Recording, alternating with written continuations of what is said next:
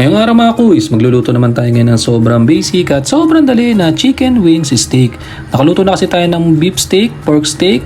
Ngayon, gagawa naman tayo ng chicken steak para maiba naman mga kuis, yun yung sarsa mga kuis. So, sobrang solid. Sinimulan natin sa pag-prepare ng ating chicken wings. Bale, ang tawag yan ay 3 tips. Hinati lang natin sa gitna, kaya naging ganyan yan mga kuis. Tapos ito, matik, lalagyan natin ng toyo yan. Pagkatapos, maglalagay tayo ng bawang dyan. Kung may onion powder at garlic powder kayo, mas maganda sana mga kuis. Mas solid yun para hindi agad masunog sa mantika yung bawang na yan.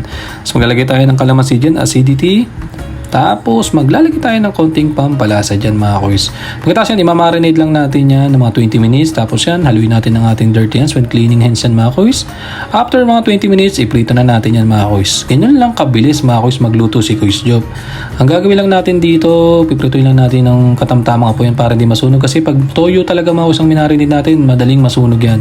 Kaya pansin nyo mga kuis, pagka toyong marin, minsan masarap sa ihaw di ba? Tapos yan mga kuis, alalay lang tayo sa apoy para hindi naman talaga masunog yung ating gagawin na chicken steak.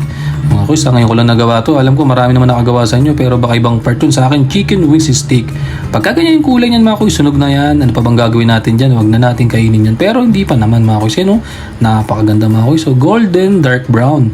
Ang ganda na pagkakaprito ng Kuis Job mga kuis. Muntik nang masunog. Yan. Tapos ang gagawin lang naman natin dyan mga kuis, baltaran lang natin. Kasi mamaya, hindi pa naman talaga siya totally lutong-luto. Kasi lulutuin pa natin sauce mamaya. So, maluluto yan mga kuis. Ang gusto lang natin talaga mag-brown lang talaga yung kanyang balat. Golden dark brown pala mga kuis.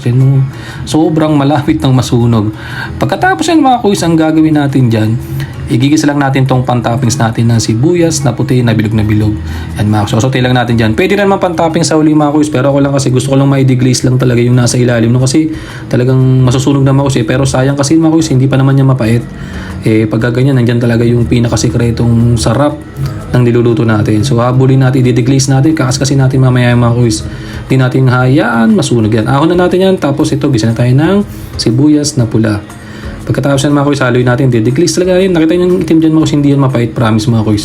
Kailan mahabol lang. Tapos yung apoy natin dyan, mahina lang. Tapos ilalagay na natin dyan yung binabad natin na may bawang, tas toyo at kalamansi yan. Dyan na natin sisimulan ma-deglaze yan. Dandahan lang sa pagkaskasin, Hahalo na yung sunog na yan mga kuis para naman talagang papaitan ng steak ng labas na itong niluluto ni Kuis Job. Pero hindi yan mapait mga kuis. Pagkatapos maglalagay tayo ng konting organic na water kasi lulutuin pa natin mamaya yung ating chicken wings dyan. Kasi nga medyo pinirito lang natin ng katamtaman yun. Ang gusto natin dyan maluto pa.